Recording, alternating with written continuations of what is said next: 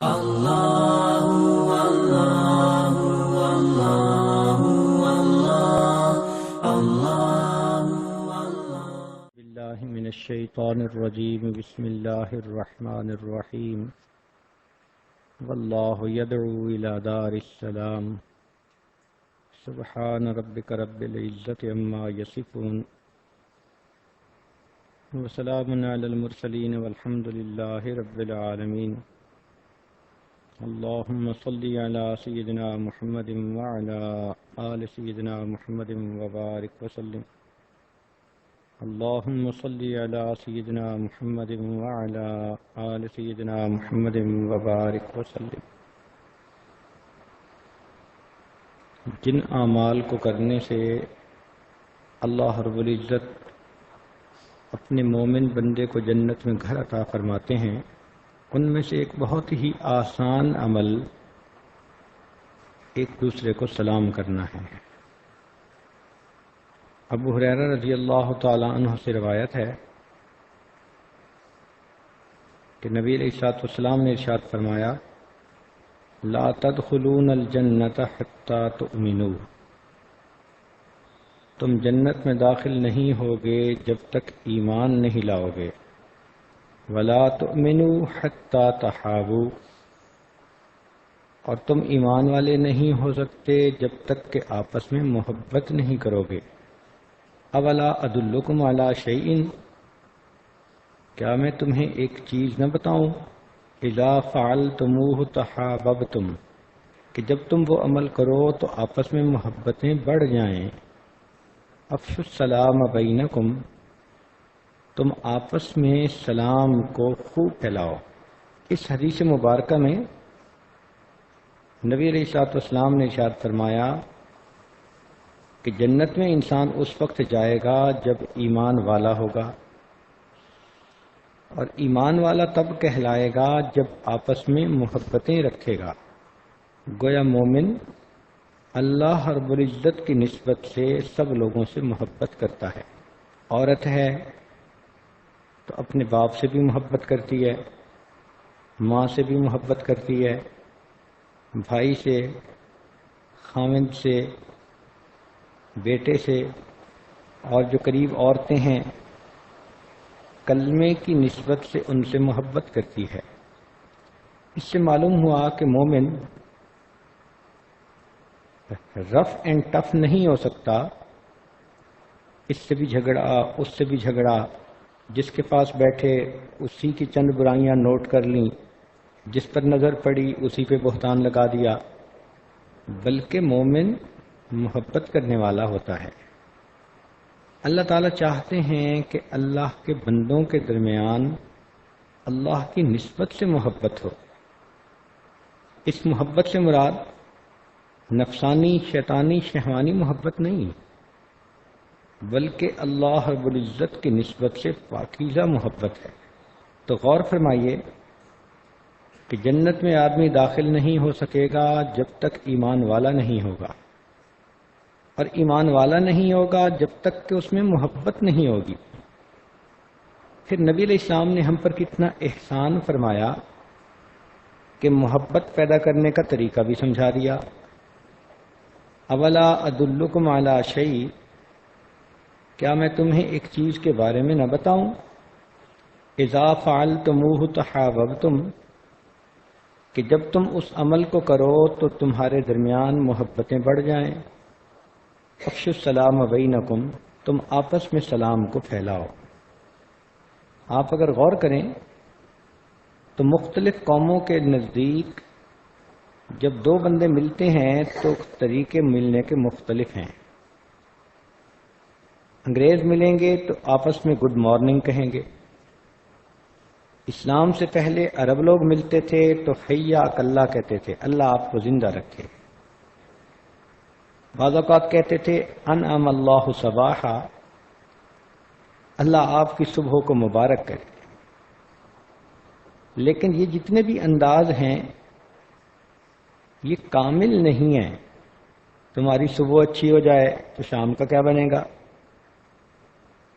تم زندہ تو رہو لیکن صحت نہ رہی، ایمان نہ رہا، کیا بنا؟ تو یہ جزوی دعائیں ہیں. اسلام نے آ کر یہ پیغام دیا کہ جب ایک دوسرے سے ملو تو آپس میں کہو السلام علیکم. یہ جو السلام علیکم ہے نا، یہ بہت گہری بات ہے. اس کے دو معنی علماء نے لکھے ہیں. ایک تو یہ کہ تم ہر رنج، پریشانی، مصیبت سے سلامت رہو. اب کیسی اچھی بات کہی گئی، تم پر سلامتی ہو، یعنی تم ہر رنج، مصیبت، پریشانی سے سلامت رہو. اور ایک معنی اور بھی ہے. ابن عربی رحمۃ اللہ علیہ نے احکام القرآن میں ابن عیینہ کا قول نقل کیا ہے. فرماتے ہیں اتدری ما السلام، کیا تم جانتے ہو کہ سلام کیا ہے؟ سلام کرنے والا یقول، یوں کہتا ہے انت آمن منی، کہ تم مجھ سے امن میں ہو. گویا کہنے والا یہ قول دے رہا ہوتا ہے السلام علیکم، تم پر سلامتی، تمہاری جان، تمہارا مال، تمہاری آبرو میرے ہاتھوں سے سلامتی میں ہے. میں تمہاری جان کا نقصان بھی نہیں کروں گا، مال کا بھی نہیں کروں گا، میں تمہاری عزت پہ بھی حرف نہیں آنے دوں گا. ہم لوگ السلام علیکم کو صرف اتنا ہی سمجھتے ہیں کہ چند لفظ ہیں. شریعت نے کہا کہ جب انہیں کہو تو یو شوڈ مین اٹ. تمہیں اس کے معنی کا اندازہ ہونا چاہیے. تو گویا ایک بندے نے جب دوسرے کو کہہ دیا السلام علیکم تو دوسرے بندے کے دل کو تسلی ہو گئی کہ اس سے میں محفوظ ہوں. یہ کس قدر بڑی سیکیورٹی ہے انسان کے دل میں. چنانچہ سلام کے کچھ فائدے ہیں. یہ اللہ کا ذکر بھی ہے اور دوسرے کے لیے تذکیر بھی ہے، نصیحت بھی ہے. السلام علیکم کہنے میں محبت کا اظہار بھی ہے. السلام علیکم کہنے میں دوسرے بندے کے لیے دعا بھی ہے. اور چوتھا فائدہ کہ السلام علیکم کہنے میں دوسرے بندے کے ساتھ ایک معاہدہ بھی ہے، ایگریمنٹ بھی ہے کہ نہ میں تمہاری عزت پہ ہاتھ اٹھاؤں گا، نہ تمہارے مال پر، نہ تمہاری جان پر. اس لیے صحابہ میں ایسی کیفیت ہو گئی تھی کہ اگر کوئی بندہ دوسرے کو سلام نہیں کہتا تھا تو دوسرے کو فکر لگ جاتی تھی کہ اس کے دل میں کوئی مجھ سے دشمنی ہے، رنجش ہے، اور ممکن ہے کہ اس رنجش میں یہ مجھے نقصان پہنچائے. اب جب دوسرا بندہ السلام علیکم کہہ دیتا تھا تو ان کو تسلی ہو جاتی تھی. شریعت نے کہا وَإِذَا حُيِّيتُم بِتَحِيَّةٍ فَحَيُّوا بِأَحْسَنِ مِنْهَا أَوْ رُدُّوهَا، کہ جب تمہیں کوئی سلام کہے تو تم اس سے بہتر جواب دو یا کم از کم اسی کو لوٹا دو. تو یہ ذہن میں رکھیں کہ اصل ہے السلام علیکم. اب جب کوئی بندہ کہے تو شریعت کا حکم ہے کہ کہنے والا سلام کہے، یہ سنت عمل ہے. لیکن جس کو سلام کہا جائے اس کے اوپر جواب واجب ہو جاتا ہے. ہاں اگر وہ نماز پڑھ رہا ہو، کھانا کھا رہا ہو، قرآن پاک پڑھ رہا ہو، دین کا درس دے رہا ہو، قضائے حاجت سے فارغ ہو رہا ہو، تو ایسی صورتوں میں اس کے اوپر سلام کا جواب بھی نہیں، اور سلام کہنے والے کو سلام ایسی صورت میں کہنا بھی نہیں چاہیے. عام حالات میں جب کسی نے سلام کہہ دیا تو اس کا جواب واجب ہوتا ہے. اور جو شخص پہلے سلام کرتا ہے، حدیث مبارکہ میں ہے کہ پہلے سلام کرنے والا انسان تکبر سے پاک ہوتا ہے. اس کا تکبر ٹوٹتا ہے نا، انا ٹوٹتی ہے. جی تو یہی چاہتا ہے کہ دوسرے مجھے سلام کریں، مجھے ریسپیکٹ ملے. سلام میں پہل کرنا عاجزی کی دلیل ہے. اس لیے کوشش کریں کہ سلام کہنے والی بنے، اور جب کوئی سلام کہے تو اس کے جواب میں وعلیکم السلام کہیں۔ یہ مثل ہو گیا، جواب بالمثل۔ اور اگر اس سے بہتر جواب دینے تو وہ کہے السلام علیکم، آپ کہیں السلام علیکم ورحمۃ اللہ، گویا آپ نے اس کو بڑھا دیا۔ اور اگر وہ کہے السلام علیکم ورحمۃ اللہ تو آپ ایک لفظ اور بڑھا سکتی ہیں، السلام علیکم ورحمۃ اللہ وبرکاتہ۔ یہیں تک ہے، اس سے آگے بڑھانا وہ بزرگوں سے ثابت نہیں ہے۔ تاہم سلام کرنا محبت کی دلیل ہے۔ اگر کوئی آدمی دور ہو تو کئی مرتبہ لوگ دور سے ہاتھ کے اشارے سے سلام کرتے ہیں۔ شریعت کا مسئلہ یہ ہے کہ اشارے سے بھی کرو، مگر زبان سے السلام علیکم بھی کہو، اگرچہ وہ نہ سنے اس کو۔ فقط ہاتھ سے اشارہ کرنا یہ نصارہ کا طریقہ ہے۔ جب عورتیں آپس میں ملیں تو السلام علیکم بھی کہیں اور اس کے بعد ہاتھ بھی ملائیں۔ عورتوں کا عورتوں سے مصافحہ کرنا یہ بھی ثواب کا کام ہے۔ یہ سلام اصل میں فرشتوں کی عادت ہے، اللہ کو پسند ہے۔ چنانچہ قرآن مجید میں ہے کہ جب سیدنا ابراہیم علیہ السلام کے پاس فرشتے آئے، وَلَقَدْ جَاءَتْ رُسُلُنَا إِبْرَاهِيمَ بِالْبُشْرَىٰ قَالُوا سَلَامًا، تو فرشتوں نے سلام کیے تھے۔ جب جنتی لوگ جنت میں جائیں گے تو قرآن مجید میں ہے وَالْمَلَائِكَةُ يَدْخُلُونَ عَلَيْهِم مِّن كُلِّ بَابٍ سَلَامٌ عَلَيْكُمْ بِمَا صَبَرْتُمْ فَنِعْمَ عُقْبَى الدَّارِ۔ ایک اور جگہ اللہ تعالیٰ فرماتے ہیں لَا يَسْمَعُونَ فِيهَا لَغْوًا وَلَا تَأْثِيمًا إِلَّا قِيلًا سَلَامًا سَلَامًا۔ قرآن مجید میں ایک جگہ ہے کہ جنتی لوگ تحیتہم فیہا سلام، جب بھی جنتی ایک دوسرے سے ملیں گے تو سلام کریں گے۔ تو یہ جنتیوں والا عمل، اس کو زیادہ کریں۔ دیکھا یہ گیا ہے کہ عورتیں اجنبیہ عورت کو تو سلام کر لیتی ہیں لیکن اپنی گھر کی عورتوں کو سلام نہیں کرتی۔ شریعت کا حکم تو یہ ہے کہ دو عورتیں بیٹھی ہوئی تھیں، ایک اٹھ کے کمرے میں چلی گئی کوئی چیز لینے کے لیے، جب واپس آئے تو پھر سلام کرے۔ صحابہ رضی اللہ تعالیٰ عنہ اکٹھے بیٹھے ہوتے تھے، کسی کام کے لیے دیوار کی اوٹ میں چلے جاتے یا درخت کی اوٹ میں تو واپس آ کر پھر سلام کہا کرتے تھے۔ عورتیں تو گھر میں داخل ہوں تو ماں کو سلام نہیں کرتی، فقط مسکرا دینا یا فقط ہاتھ ملا لینا یہ سلام نہیں کہلاتا۔ زبان سے کہنا چاہیے تاکہ دوسرے بندے کو دعا مل جائے۔ اور حدیث مبارکہ میں آتا ہے کہ کلام سے پہلے سلام کرو۔ عورتیں جب آپس میں ملتی ہیں تو بات شروع کر دیتی ہیں، آپ کیسی ہیں، آپ ٹھیک ہیں۔ اب یہ پوچھنا آپ کیسی ہیں، آپ ٹھیک ہیں، یہ اچھی بات ہے، مگر اس سے پہلے سلام کرنا چاہیے تھا۔ تو اس کو عادت بنا لیجئے کہ عورتیں عورتوں کو سلام کہیں، اپنے محرم مردوں کو بھی سلام کہیں۔ عورت غیر محرم مرد کو سلام نہ بھیجے۔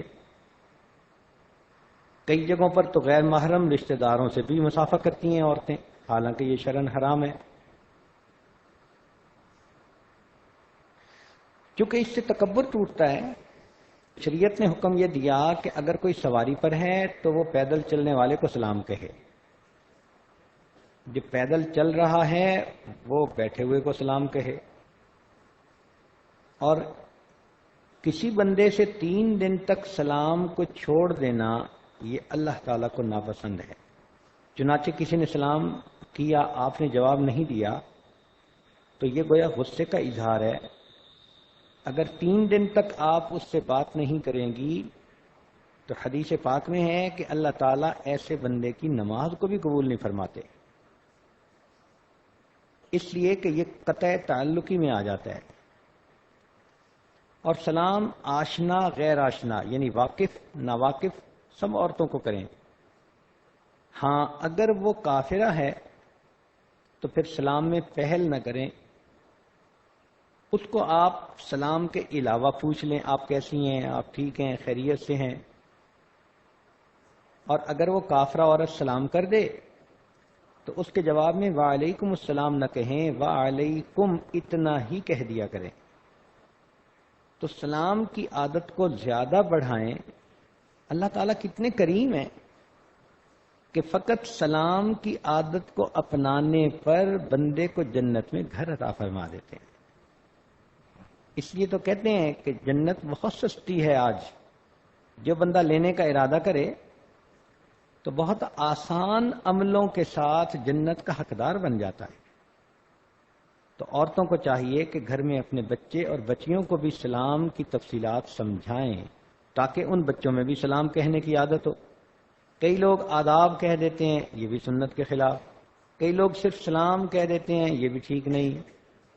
جو سنت طریقہ ہے السلام علیکم وہی کہنا چاہیے. عورتوں میں ایک نئی بات آ گئی ہے کہ جب مل کے جدا ہونے لگتی ہیں اللہ حافظ، تو بھئی دعا تو ہے اللہ حافظ، مگر عمل تو وہی مقبول جو ہمارے محبوب صلی اللہ علیہ وسلم کا عمل ہے. ٹھیک ہے، آپ اگر کہنا چاہتی ہیں اللہ حافظ تو پہلے سلام کریں، بعد میں اللہ حافظ بھی کہہ دیں. تو خدا حافظ کہہ دینا، اللہ حافظ کہہ دینا، فی امان اللہ کہہ دینا، یہ دعائیہ کلمات ہیں. ان سے پہلے سلام کا کرنا ضروری ہے. حضرت گنگوئی رحمۃ اللہ علیہ سے ایک تعلق رکھنے والا شخص آیا، کہنے لگا حضرت آداب. فرمایا یہ کون آ گیا جس کو اتنا بھی نہیں پتا کہ میرے محبوب صلی اللہ علیہ وسلم کی سنت السلام علیکم کہنا ہے. تو عورتیں آپس میں السلام علیکم کہنے کی عادت کو پھیلائیں، بار بار سلام کہیں، ثواب بھی ملتا ہے اور پھر اس سے آپس میں محبت بھی بڑھتی ہے. اللہ کے پیارے حبیب صلی اللہ علیہ وسلم نے فرمایا اولا ادلکم علی شیء اذا فعلتموہ تحاببتم، کیا میں تمہیں ایسا عمل نہ بتاؤں کہ جب تم اس کو کرو تو تمہارے درمیان محبتیں بڑھ جائیں. افشوا السلام بینکم، تم آپس میں سلام کو پھیلاؤ. تو گویا سلام کرنے کی عادت ہونا یہ جنت میں گھر ملنے کی دلیل ہے. اگلی بات، انس رضی اللہ تعالیٰ عنہ ارشاد فرماتے ہیں کہ نبی علیہ الصلوۃ والسلام نے ارشاد فرمایا من احب سنتی فقد احبنی، جس شخص نے میری سنت سے محبت کی اس نے مجھ سے محبت کی. ومن احبنی کان معی فی الجنہ، اور جو مجھ سے محبت کرے گا وہ جنت میں میرے ساتھ ہوگا. تو اس حدیث مبارکہ سے یہ بات ثابت ہو رہی ہے کہ جو شخص نبی علیہ الصلوۃ والسلام کی سنت کا شیدائی ہو، سنت کو اپنانے والا ہو، یہ اصل میں نبی علیہ الصلوۃ والسلام سے محبت کی دلیل ہے. اور اس محبت کی وجہ سے اللہ تعالیٰ اس کو نبی علیہ الصلوۃ والسلام کے قدموں میں جنت میں جگہ عطا فرمائیں گے. سنت نبی علیہ الصلوۃ والسلام کی عادت مبارکہ کو کہتے ہیں، آپ کے طریقہ کار کو کہتے ہیں. چنانچہ پوری زندگی میں نبی علیہ الصلوۃ والسلام نے جس کام کو جس طرح سے کیا اس کام کو اس طرح سے کرنا یہ سنت کہلاتا ہے. لہذا ہمیں چاہیے کہ ہر کام میں نبی علیہ السلام کی سنت کو اپنائیں. سنت کو اپنانے والا نبی علیہ الصلوۃ والسلام کی اداؤں کو محفوظ کرنے والا ہوتا ہے، اور یہ محبت کا تقاضا ہے. آپ خود غور کریں، ماں کو بیٹے سے پیار ہوتا ہے تو بیٹا دودھ کو ددو کہتا ہے تو ماں بھی کہتی ہے میں ابھی تمہیں دودھ دیتی ہوں. اب وہ دودھ نہیں کہہ رہی ہے، وہ بیٹے کو کہہ رہی ہے میں ابھی تمہیں دودھ بنا کے دیتی ہوں. وہی لفظ اسی طرح کہہ رہی ہے جس طرح بیٹے نے کہا.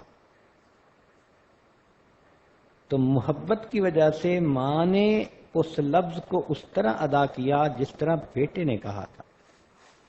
اللہ رب العزت کیونکہ نبی علیہ الصلوۃ والسلام سے محبت فرماتے ہیں وہ بھی اس چیز کو پسند کرتے ہیں کہ میرے بندے میرے محبوب کی اداؤں کو اپنائیں، بات کریں تو اسی طرح، مسکرائیں تو اسی طرح، کھانا کھائیں تو اسی طرح، چلیں پھریں بیٹھیں اٹھیں، معاملات معاشرت لین دین ہر کام جو کریں میرے محبوب کی طرح کام کریں۔ کام یہ کر رہے ہوں اور ان کے کام کو دیکھ کے مجھے محبوب کی یاد آ رہی، تو سنت پر عمل کرنے والا نبی علیہ الصلوۃ والسلام کی اداؤں کا محافظ ہے۔ چنانچہ محبت الہی کی علامت یہی ہے کہ انسان اللہ سے محبت، نبی علیہ السلام کی اتباع کرے۔ نبی علیہ السلام نے فرمایا علیکم بسنتی، تمہارے اوپر میری سنت پر عمل کرنا لازم ہے۔ عورتوں کے لیے یہ مثال سمجھنی آسان ہے۔ دیکھیں، شادی بیاہ کے موقع پر دلہن کو تیار کیا جاتا ہے، ہاتھوں پہ مہندی لگائی جاتی ہے۔ انڈرسٹینڈنگ یہ ہوتی ہے کہ ہاتھوں پر مہندی لگانے سے اس کے ہاتھ خاوند کی نظر میں خوبصورت ہو جائیں گے۔ بازو میں چوڑیاں پہناتے ہیں کہ چوڑیاں پہننے سے بازو زیادہ خوبصورت لگیں گے۔ انگلیوں میں ڈائمنڈ کے رنگ ڈالے جاتے ہیں کہ اس سے انگلیاں زیادہ خوبصورت نظر آئیں گی۔ بازو میں بریسلیٹ پہنتی ہیں کہ بازو زیادہ خوبصورت نظر آئیں گے۔ گلے میں لاکٹ ڈال لیتی ہیں، گلا زیادہ خوبصورت نظر آئے گا۔ کانوں میں بالیاں ڈال لیتی ہیں کہ کان زیادہ خوبصورت نظر آئیں گے۔ تو مختلف اعضاء میں جو زیورات پہنتی ہیں تو وہ سمجھتی ہیں کہ ہر وہ عضو جس میں زیور پہنا جائے گا وہ خامد کو خوبصورت نظر آئے گا۔ بالکل اسی طرح مومن اپنے جسم کے جس عضو کو نبی علیہ الصلوۃ والسلام کی سنت کے مطابق بنائے گا، اس کا وہ عضو اللہ رب العزت کی نظر میں خوبصورت بن جائے گا۔ چنانچہ جو شخص سر کے بالوں سے لے کے پاؤں کے ناخنوں تک سنت کے مطابق ڈھل جائے وہ اللہ رب العزت کا محبوب بن جاتا ہے۔ قرآن مجید نے تصدیق کر دی، قل ان کنتم تحبون اللہ فاتبعونی، میرے محبوب فرما دیجئے اگر تم اللہ سے محبت کرتے ہو تو میری اتباع کرو، میرے جیسے بننے کی کوشش کرو، یحببکم اللہ، اللہ تعالیٰ اس کے بدلے تم ہم سے محبت فرمائیں۔ تو ہم اللہ کے محبوب بن جائیں، کس قدر عزت افزائی کی بات ہے۔ اور اس کا طریقہ یہ ہے کہ ہر کام کو سنت کے مطابق کرنے کی عادت ڈالیں۔ دیکھیں، آپ کھانا تو کھاتی ہی ہیں، لیکن اگر سنت طریقے پر کھانا کھائیں گی تو کھانے کی ضرورت بھی پوری ہوئی اور اس سے بڑھ کر اللہ رب العزت بھی راضی ہو گئے۔ لہذا دسترخوان بچھا کے کھانا، سارے گھر والوں کا مل بیٹھ کے کھانا، سنت طریقے پہ بیٹھنا، کل بیمینک وکل مما یلیک، داہنے ہاتھ سے کھانا، اپنے قریب پلیٹ سے کھانا۔ اس عاجز کی کتاب ہے با ادب با نصیب، اس کتاب کو پڑھیں، بچوں کو بھی سمجھائیں، اور کھانے پینے اٹھنے بیٹھنے لباس کردار ہر چیز میں اس کے مطابق اپنی عادت کو بناتی جائیں تو خود بخود آپ اپنے آپ کو سنت سے سجا لیں گی اور اللہ رب العزت پھر آپ سے محبت کرنے لگ جائیں گے۔ نبی علیہ الصلوۃ والسلام نے ارشاد فرمایا، من احب سنتی فقد احبنی، جس نے مجھ سے محبت کی، جس نے میری سنت سے محبت کی اس نے مجھ سے محبت کی۔ ومن احبنی کان معی فی الجنہ، اور جس نے مجھ سے محبت کی وہ جنت میں میرے ساتھ ہوگا۔ ایک اور حدیث مبارکہ ہے، من تمسک بسنتی عند فساد امتی فلہ اجر 100 شہید، کہ جس نے میری سنت کو تھام لیا ایسے وقت میں جو فساد کا وقت ہو، جب امت اس سنت کو چھوڑ چکی ہو، تو اس بندے کو اللہ رب العزت 100 شہیدوں کا ثواب عطا فرمائیں گے۔ نبی اسلام نے فرمایا ترکت فیکم امرین، میں تمہارے درمیان دو چیزیں چھوڑے جا رہا ہوں، لن تدلوا ان تمسکتم بہما، تم ہرگز گمراہ نہیں ہوگے اگر تم ان دو چیزوں کو تھامے رکھو گے، کتاب اللہ و سنتی، ایک اللہ کی کتاب اور دوسرا میری سنت، تو ہم سنت کے شیدائی بن جائیں۔ امام مالک رحمۃ اللہ علیہ فرماتے تھے ان سنت مثل سفینۃ نوح علیہ السلام، کہ سنت کی مثال نوح علیہ السلام کی کشتی کی مانند ہے، من رکبہا نجا، جو اس کشتی میں سوار ہو گیا وہ نجات پا گیا، ومن تخلف عنہا غرق، اور جو پیچھے رہ گیا وہ غرق ہو گیا۔ تو ایمان محفوظ ہو جاتا ہے جب انسان سنت سے اپنے آپ کو سجا لیتا ہے۔ شیخ عبد القادر جیلانی رحمۃ اللہ علیہ فرمایا کرتے تھے اساس الخیر متابعت نبی صلی اللہ علیہ وسلم فی قولہ و فعلہ، قال میں اور حال میں نبی علیہ الصلوۃ والسلام کی پیروی کرنا یہ خیر کی بنیاد ہے۔ شاہ عبد العزیز رحمۃ اللہ علیہ نے فتح القدیر میں لکھا ہے من تہاون بسنت عوقب بحرمان الفرائض، جو شخص سنت پر عمل کرنے میں سستی کرتا ہے وہ فرائض کی ادائیگی سے محروم ہو جاتا ہے۔ تو جیسے ایک حفاظتی آڑ ہوتی ہے، سنت پر عمل کرنے سے انسان کے فرائض محفوظ ہو جاتے ہیں۔ ایک حدیث مبارکہ میں ہے جس شخص نے سنت پر عمل کیا اللہ تعالیٰ چار ایک طرح سے اس کا اکرام اللہ رب العزت چار طریقے سے اس کا اکرام فرماتے ہیں، یا یوں سمجھ لیں کہ اللہ رب العزت اس کو چار انعام عطا فرماتے ہیں۔ پہلا انعام، نیک لوگوں کے دل میں اس کی محبت پیدا کر دیتے ہیں۔ دوسرا، فاسق فاجر لوگوں کے دلوں میں اللہ اس بندے کی ہیبت پیدا کر دیتے ہیں۔ اب یہ کتنے بڑے انعام ہیں۔ حاسدین مخالفین کے دل میں اللہ ہیبت ڈال دیتے ہیں تو وہ بندے کو نقصان نہیں دیتے، اور جو نیک لوگ ہوتے ہیں صالحین ان کے دلوں میں اللہ محبت ڈال دیتے ہیں۔ تیسرا انعام کہ سنت پر عمل کرنے والے شخص کے رزق کو اللہ وسیع فرما دیتے ہیں، رزق میں برکت ہو جاتی ہے، غیر کی محتاجی سے جان چھوٹ جاتی ہے، اللہ تعالیٰ اپنے غیبی خزانوں سے اس بندے کو رزق مہیا فرماتے ہیں۔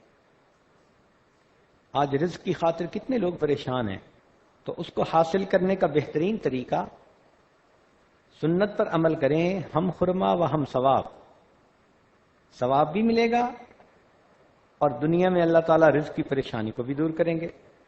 چوتھی چیز فرمائی کہ سنت پر عمل کرنے کا چوتھا انعام یہ کہ اللہ اس بندے کو دین میں پختگی عطا فرما دیتے ہیں، استقامت عطا فرما دیتے ہیں۔ تو ہمیں چاہیے کہ ہم سنت پر عمل کرنے والے بنیں۔ چنانچہ سنت ہمارے پاس ایک معیار ہے، جس کو پرکھنا ہو اسی معیار پہ پرکھا جائے گا۔ کون بندہ کتنا نیک ہے، اس کے لیے جو آپ کے پاس پیمانہ ہے وہ یہ کہ دیکھیں اس کی زندگی سنت کے کتنا قریب ہے۔ جنید بغدادی رحمۃ اللہ علیہ کے پاس ایک مرید تھا، 10 سال رہا۔ 10 سال کے بعد کہنے لگا کہ حضرت اجازت دیں میں کسی اور بزرگ کے پاس جانا چاہتا ہوں۔ حضرت نے پوچھا کیوں؟ کہنے لگا میں تو آپ کے پاس اس لیے آیا تھا کہ کوئی کرامتیں دیکھوں گا، کوئی چیزیں دیکھوں گا، اور میں نے تو 10 سال میں کوئی کرامت ہی نہیں دیکھی۔ جنید بغدادی رحمۃ اللہ علیہ نے اس سے پوچھا کہ تم میرے پاس 10 سال رہے ہو، ان 10 سالوں میں تم نے کوئی کام مجھے سنت کے خلاف کرتے دیکھا ہے؟ اس نے کہا نہیں۔ فرمایا پھر اس سے بڑی کرامت اور کیا ہو سکتی ہے؟ ہمارے بزرگوں کی زندگیاں گزر جاتی تھیں، کوئی کام سنت کے خلاف نہیں ہوا کرتا تھا۔ چنانچہ صحابہ رضی اللہ تعالی عنہم نبی علیہ الصلوۃ والسلام کی سنتوں کے شیدائی تھے، سنتوں کے محافظ تھے۔ یہاں تک کہ ابن عمر رضی اللہ تعالیٰ عنہ عمرے کے لیے مدینہ طیبہ سے مکہ مکرمہ جا رہے ہیں. ایک جگہ انہوں نے سواری کو روکا، نیچے اترے، قریب ایک درخت کے پاس گئے اور زمین پر اس طرح بیٹھ گئے جیسے انسان قضائے حاجت سے فارغ ہونے کے لیے بیٹھتا ہے، اور تھوڑی دیر بیٹھ کے اٹھے اور پھر واپس آ کر سوار ہوئے اور چل پڑے. لوگوں نے پوچھا اگر آپ کو قضائے حاجت کی ضرورت نہیں تھی تو آپ بیٹھے کیوں، وقت کیوں ضائع کیا؟ تو ابن عمر رضی اللہ عنہ نے جواب دیا کہ ایک مرتبہ میں اپنے پیارے آقا صلی اللہ علیہ وسلم کے ساتھ سفر کر رہا تھا، میرے محبوب یہاں تشریف لائے تھے، آپ نے سواری کو کھڑا کیا، اترے، قضائے حاجت سے فراغت حاصل کی، دوبارہ سوار ہو کر آگے چلے. جب میں یہاں پہنچا تو میرے دل نے کہا کہ میں بھی اسی عمل کو کروں جس کو میرے محبوب نے کیا. تو مجھے ضرورت نہیں تھی، لیکن میں کچھ دیر بیٹھا اور پھر چل پڑا. میں نے نبی علیہ الصلوۃ والسلام کی ایک ادا کی حفاظت کی. ایک صحابی افریقن کنٹریز کے رہنے والے تھے، حبشی تھے، تو ان کے بال گھنگریالے تھے اور چھوٹے تھے، سخت تھے، مانگ نہیں نکلتی تھی. ان کا بڑا جی چاہتا تھا کہ نبی علیہ الصلوۃ والسلام اپنے بالوں میں کنگھی فرماتے ہیں، مانگ نکلتی ہے، میری بھی مانگ نکلے درمیان میں، وہ نکلتی نہیں تھی. ایک دن آگ سینک رہے تھے، پتہ نہیں انہیں کیا جذبہ چڑھا کہ ایک لوہا جس سے کہ وہ آگ کو ٹھیک کر رہے تھے، وہ گرم لوہا انہوں نے اپنے سر کے درمیان میں سیدھا سلائی کی طرح پھیر لیا. جب گرم لوہا سر کو لگا تو بال بھی جلے اور جلد بھی جلی، زخم بن گیا. خیر علاج معالجے سے زخم تو ٹھیک ہو گیا، لیکن چونکہ جلد وہاں جل گئی تھی تو زخم کے نشان کی وجہ سے سر کے درمیان میں ایک لائن نظر آنے لگی. لوگوں نے پوچھا کہ کیا کیا آپ نے؟ کہنے لگے کہ اس کی تکلیف تو ختم ہو گئی، لیکن اب میرا سر میرے پیارے محبوب صلی اللہ علیہ وسلم کے سر سے مشابہت اختیار کر گیا. سیدنا حذیفہ رضی اللہ تعالیٰ عنہ جب فارس آئے تو دسترخوان پہ بیٹھے کھانا کھا رہے تھے، لقمہ گرا. تو دسترخوان کا تو مقصد یہی ہوتا ہے کہ اگر کوئی چیز گر جائے تو وہ خراب نہیں ہوتی. آپ نے اس لقمے کو اٹھایا اور کھا لیا. ساتھ والے نے کہا کہ جناب یہ فارس کے لوگ اس چیز کو معیوب سمجھتے ہیں، اٹھا کے لقمہ نہیں کھانا تھا. تو سیدنا حذیفہ رضی اللہ عنہ نے حیران ہو کے دیکھا اور کہا اَأَتْرُكُ سُنَّةَ حَبِيبِي لِهَٰؤُلَاءِ الْحُمَقَاءِ، ان احمقوں اور پاگلوں کی وجہ سے کیا میں اپنے محبوب کی سنت کو چھوڑ سکتا ہوں؟ اللہ اکبر کبیرہ. کاش کہ یہ جذبہ ہمارے اندر بھی آ جائے اور ہم بھی یہی کہیں کہ ہم اپنے پیارے محبوب کی سنت کو کبھی نہیں چھوڑیں گے. اس لیے کہنے والے نے کہا وہی سمجھا جائے گا شیدائے جمال مصطفیٰ،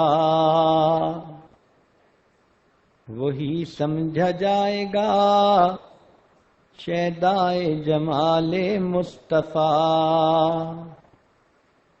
جس کا حال حال مصطفیٰ ہو قال قال مصطفیٰ، جس کا حال بھی نبی علیہ السلام کی طرح اور جس کا قال بھی محبوب صلی اللہ علیہ وسلم کی طرح، سنت کا عاشق وہی کہا جائے گا.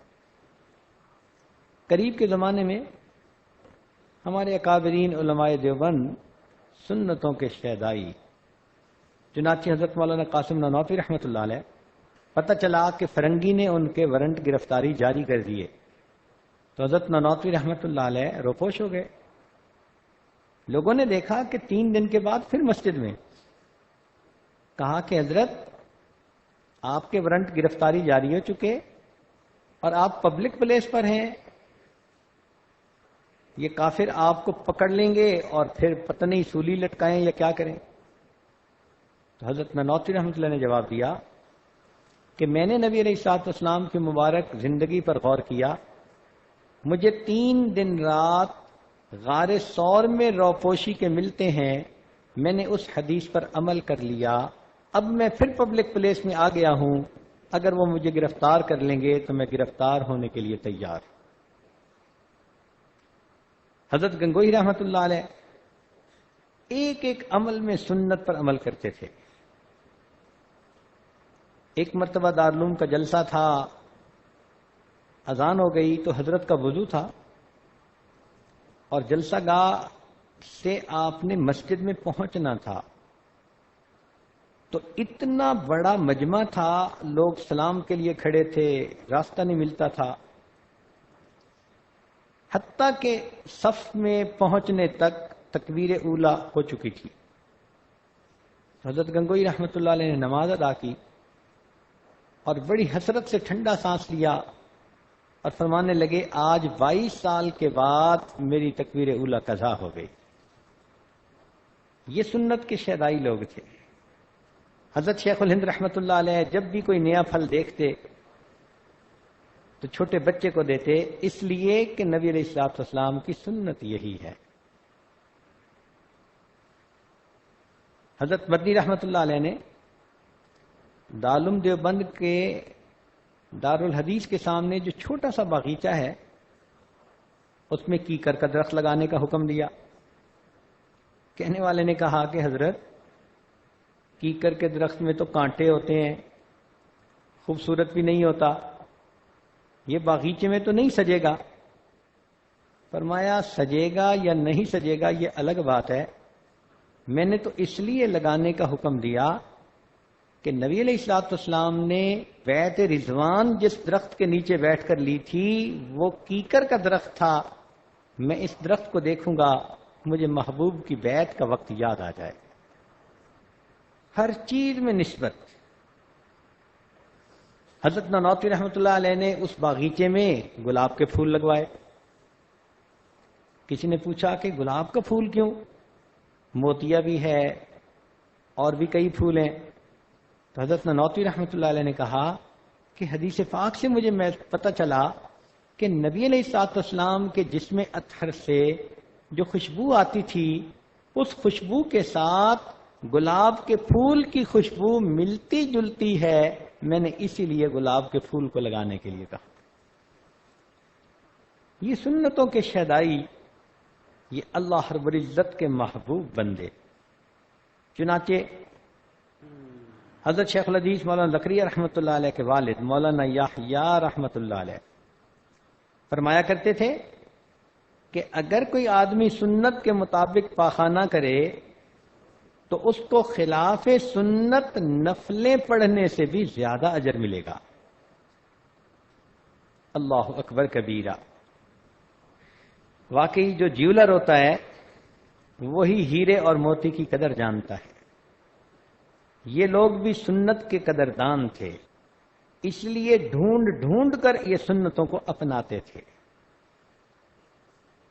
آپ غور کریں کہ اگر آپ درزی کو اپنا کوئی کپڑا سینے کے لیے دیں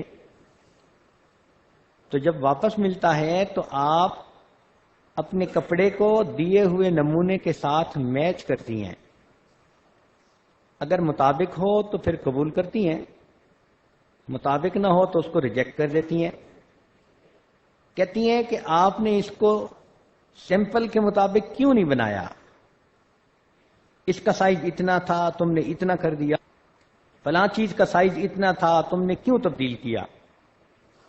تو جس طرح آپ دیے ہوئے کپڑے کے مطابق اپنا کپڑا پسند کرتی ہیں، اللہ رب العزت نے اپنے پیارے حبیب صلی اللہ علیہ وسلم کو بھی ایک نمونہ بنا کر دنیا میں بھیجا۔ اب قیامت کے دن جب بندے اللہ کے حضور پیش ہوں گے، اللہ تعالیٰ ان کے صرف ان عملوں کو قبول کرے گا جو نبی علیہ السلام کی سنت کے نمونے کے مطابق ہوں گے، جو اس کے خلاف ہوں گے اللہ رب العزت ان کو ریجیکٹ فرما دیں گے۔ ہم نے دیکھا کہ بعض لوگ ایک خاص برانڈ کی چیز پسند کرتے ہیں، جوتے ہیں یا کپڑے ہیں یا کوئی چیز ہے، برانڈ کی مہر اگر لگی دیکھ لیں تو مطمئن ہو جاتے ہیں. قیامت کے دن یہی ہوگا. فرشتے کھڑے ہوں گے, بندے کے اعمال کو پیش کیا جائے گا. جس عمل پر سنت کی مہر لگی ہوگی وہ عمل اللہ کے ہاں قبول ہوگا, اور جو سنت کے خلاف ہوگا اس عمل کو ریجیکٹ کر دیا جائے. آپ غور کریں, ماں کو بیٹے سے محبت ہوتی ہے, تو اگر ماں کو کہیں کہ یہ تمہارے بیٹے کی تصویر ہے, اس کو آگ میں ڈال دو, تو ماں ہرگز تیار نہیں ہوگی. کہے گی میں اپنی بیٹے کی تصویر کو آگ میں کیوں ڈالوں؟ تو اگر ایک ماں محبت کی وجہ سے بیٹے کی تصویر کو آگ میں ڈالنا پسند نہیں کرتی, تو قیامت کے دن اللہ رب العزت اپنے محبوب کے چہرے سے مشابہت رکھنے والے لوگ جو محبوب کی تصویر کی مانند ہوں گے ان کو بھی جہنم میں ڈالنا پسند نہیں فرمائیں گے. کہتے ہیں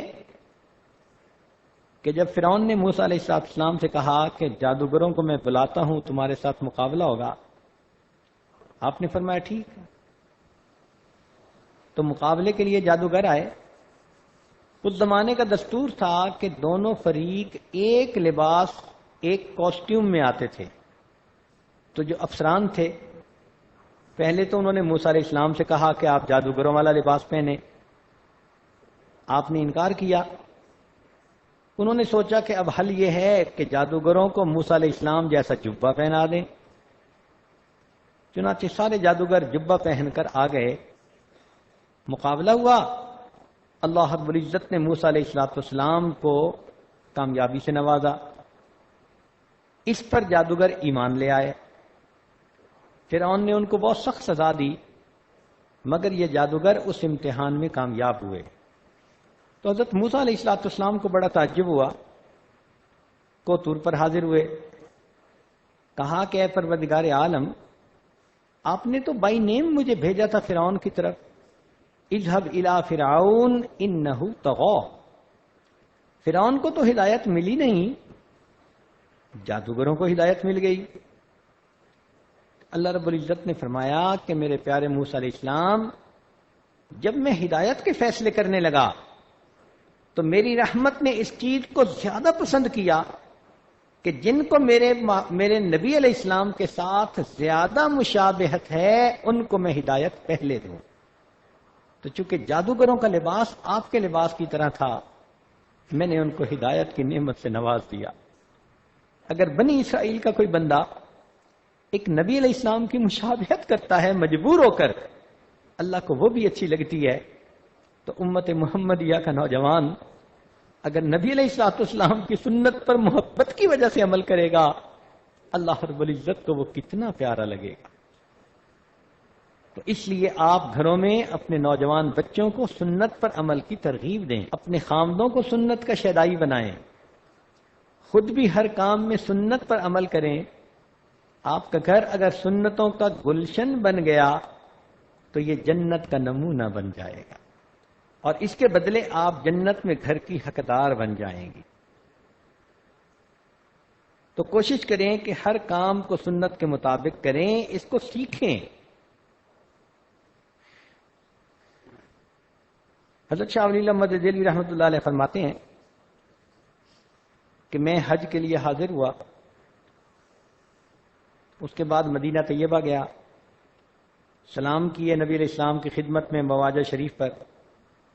وہ فرماتے ہیں کہ میں نے دیکھا کہ جو شخص سنت کا متبع ہوتا ہے جب وہ سلام کے لیے مواجہ شریف پہ جاتا ہے تو نبی علیہ السلام کے قلب مبارک سے نور کی کرنیں ہوتی ہیں جو اس بندے کے دل کو منور کر دیتی ہیں.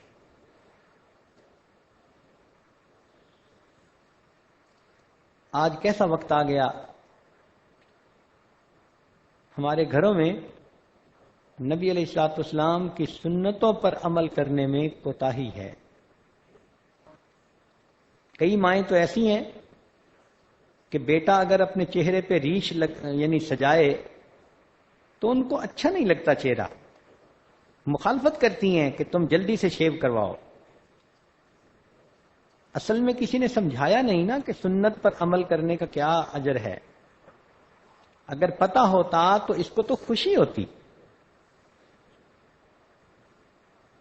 ہمارے ایک جامعہ میں بچی پڑھ کر فارغ ہوئی تو انڈسٹریلسٹ کی بیٹی تھی، رشتے آنے لگ گئے. ایک جگہ باپ نے پرپوزل کو ایکسپٹ کر لیا، گھر میں بیٹھے ہوئے بات ہو رہی تھی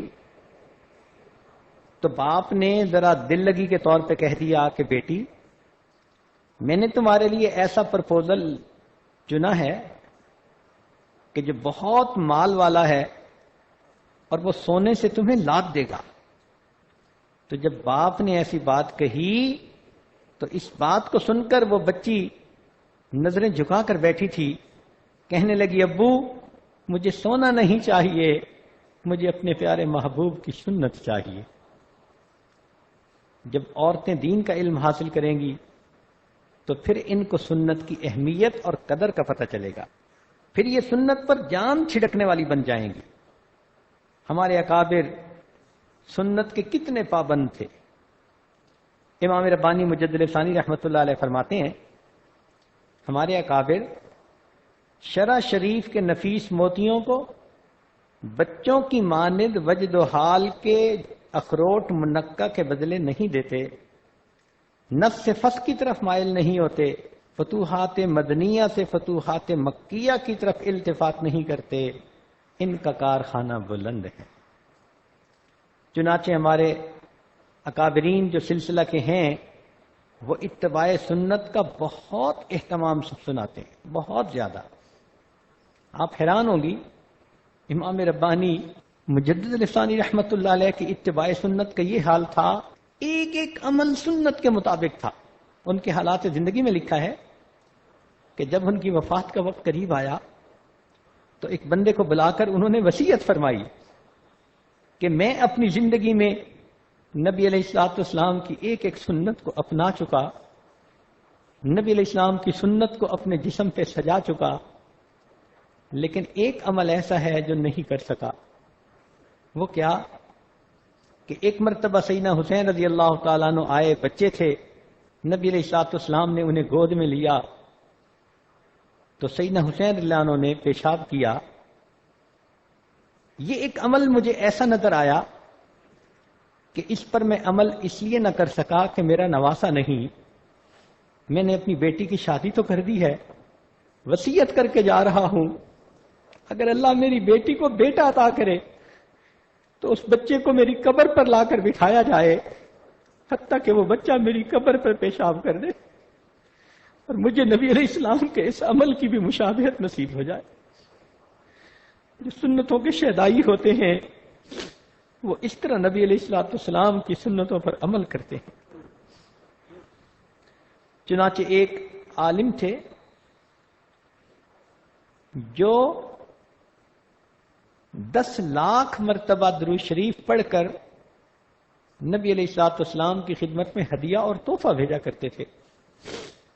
کہتے ہیں کہ ایک مرتبہ ان کو نبی علیہ السلام کی زیارت نصیب ہوئی تو انہوں نے خواب میں دیکھا کہ نبی علیہ السلام کے سینے اتھر پر زخم کے نشان ہیں. تو پوچھا اے اللہ کے پیارے حبیب صلی اللہ علیہ وسلم یہ آپ کے سینہ پہ زخم کے نشان کیا دشمنوں نے لگائے؟ نبی علیہ السلام نے فرمایا نہیں، کافر دشمن ہیں، ان کا کیا گلا، یہ زخموں کے نشان تو وہ ہیں جو میرے ماننے والے، میری امت کے نوجوان سنت کے خلاف کام کرتے ہیں، میرے سینے پہ چوٹ پڑتی ہے. یہ تو اپنے ہیں، تم تو غیروں کی بات کرتے ہو، ہم نے اپنے بھی آزمائے ہیں. تم تو غیروں کی بات کرتے ہو، ہم نے اپنے بھی آزمائے ہیں. لوگ کانٹوں سے بچ نکلتے ہیں، ہم نے پھولوں سے زخم کھائے ہیں. میری امت کے نوجوان جب کوئی عمل سنت کے خلاف کرتے ہیں تو میرے سینے پر زخم لگ جاتا ہے. آج سوچیں ہم اپنے گھروں میں کتنے کام سنت کے خلاف کرتی ہیں. حیرت کی بات ہے 1 روپے کا بلب اگر ٹوٹ جائے بچے سے ماں اسے تھپڑ لگا دیتی ہے. وہی بچہ اگر نبی علیہ السلام کی سنت کو توڑتا ہے ماں کے دل میں احساس نہیں ہوتا، ماں اسے نہیں روکتی ٹوکتی، محسوس ہوتا ہے کہ سنت کی قدر 1 روپے کے برابر بھی نہیں ہے۔ شادی بیاہ کا موقع آتا ہے، عورتیں کہتی ہیں جی سب کو منا لو، خوشی کا موقع ہے، چچا کو منا لیتے ہیں، پھپھو کو منا لیتے ہیں، ہمسائی کو منا لیتی ہیں، حتیٰ کہ گھر کی ماسی اگر ناراض ہوتی ہے خادمہ اس کو بھی منا لیتی ہیں، لیکن جب شادی کا وقت آتا ہے تو خلاف سنت طریقے پر شادی کر کے اللہ کے محبوب کے طریقوں کو گھر سے نکال دیتی۔ ہم نے اللہ کے حبیب صلی اللہ علیہ وسلم کو نہ منایا، کاش ہم اللہ کو منا لیتے اور یہ عمل ان کے حکموں کے مطابق کر لیتے۔ کل قیامت کے دن اگر نبی علیہ الصلوۃ والسلام کے سامنے حاضری ہوئی اور اللہ کے پیارے حبیب صلی اللہ علیہ وسلم نے دیکھا کہ ہمارے جسم پر سنت سجی ہوئی نہیں، ہمارے عمل سنت کے مطابق نہیں، تو ہم شفاعت کے حقدار کیسے بنیں گے؟ ہم کیسے کہہ سکیں گے اے اللہ کے پیارے حبیب صلی اللہ علیہ وسلم ہماری شفاعت فرمائیے؟ محبوب فرمائیں گے تم اپنے ہاتھوں سے میری سنت کو توڑتے تھے، تمہیں احساس نہیں ہوتا تھا، تم غیروں کے طریقوں کو اپناتے تھے، تمہاری پسند فرنگیوں کی تھی، لباس ان جیسا، کھانا ان جیسا، عادات ان جیسی، تم امتی تو میری تھی لیکن تم طریقے تو انگریزوں کے اپناتی تھی، تم نے میری سنت پر کیا عمل کیا جو آج میں تمہاری شفاعت کر سکوں؟ آج وقت ہے ہم سنت پر عمل کر لیں۔ ہر بندہ چاہتا ہے، ہم نے دیکھا ہے بچیوں کو کئی کام کرنا چاہتی ہیں، صرف اس لیے نہیں کرتی کہ ابو کا دل دکھے گا۔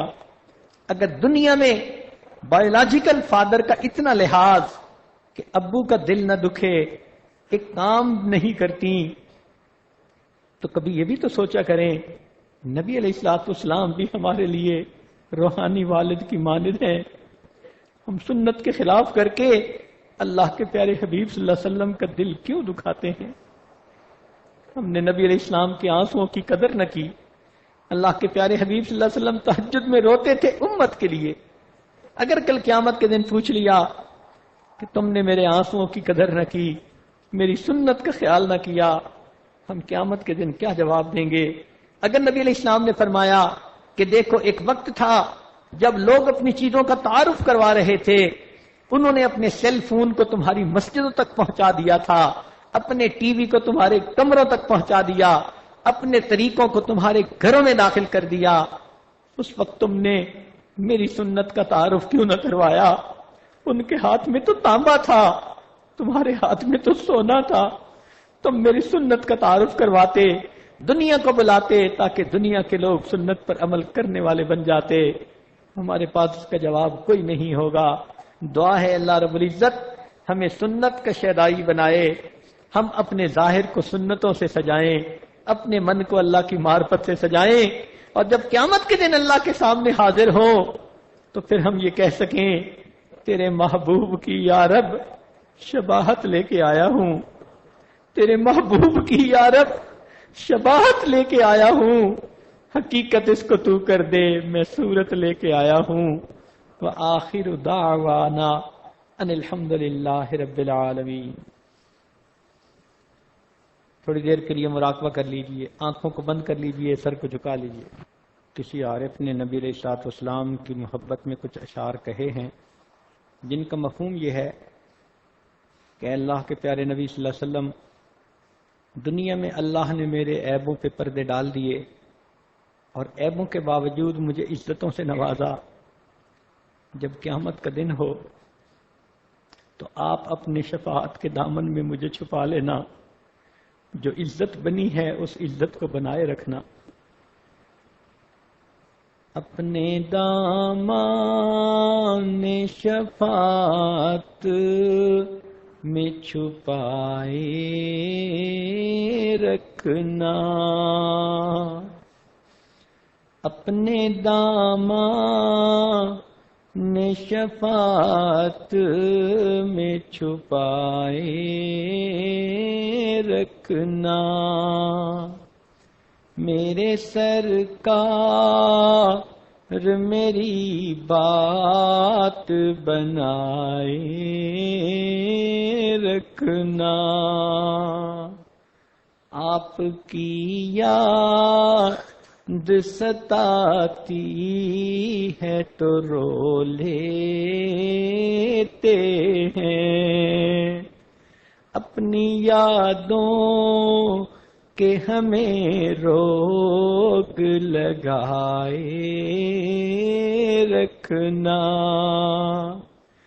میں نے مانا کہ گناہ گار ہوں پر آپ کا ہوں، میں نے مانا کہ گناہ گار ہوں پر آپ کا ہوں، اس گناہ گار سے سرکار نبھائے رکھنا، اس گناہ گار سے سرکار نبھائے رکھنا،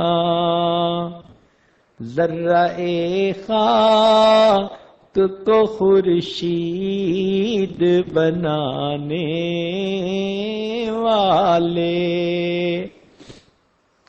ذرہ خاک کو خورشید بنانے والے، خاک ہوں میں مجھے قدموں سے لگا رکھنا، خاک ہوں میں مجھے قدموں سے لگائے رکھنا۔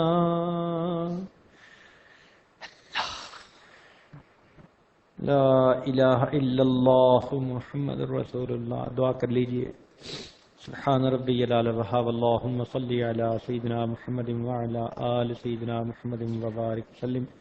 ربنا ظلمنا انفسنا وان لم تغفر لنا وترحمنا لنکونن من الخاسرین۔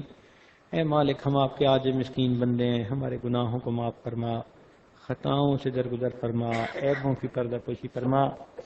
رب کریم، ہمیں اپنے پیارے حبیب صلی اللہ علیہ وسلم کی سنتوں کا شہدائی بنا، ان پر کامل عمل کی توفیق عطا فرما، قیامت کے دن ہمیں سرخرو فرما، سنت کی محبت کی بنا پر نبی علیہ السلام کے قرب میں جنت میں ہمیں اللہ جگہ عطا فرما، ہمارے ان روزوں کو قبول فرما، تراویح کو قبول فرما، اللہ اس رمضان کے مبارک مہینے میں ہمارے گناہوں کی مغفرت فرما، جہنم سے آزاد فرما، جنت عطا فرما۔